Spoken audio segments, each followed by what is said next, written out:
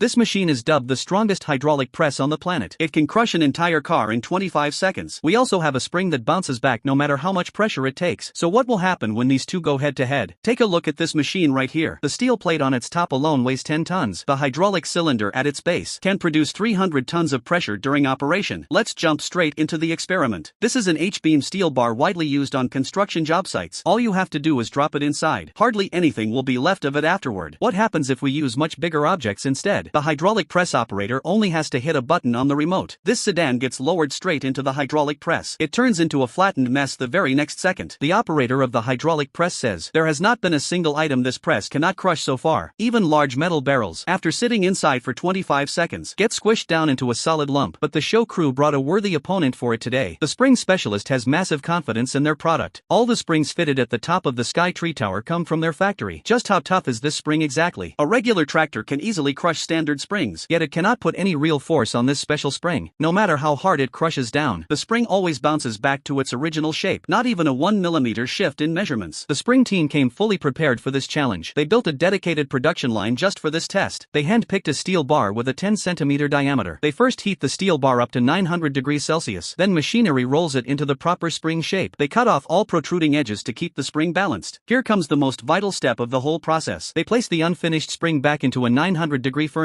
and heat it for 2.5 hours straight. Next, they submerge it in 70-degree oil to quench and cool it down. This process creates one perfectly crafted heavy-duty spring. Let's put its strength to the test. Two bulldozers push down on it at the same time. After 2.5 hours of constant pressure, the spring does not deform even the slightest bit. Now it is time for the official showdown. If the spring holds its shape under the press's full 300-ton power, the spring team wins the challenge. If the spring warps or flattens permanently, the hydraulic press wins. It is time for both sides to show off their real power. どんなものでも潰しちゃいます。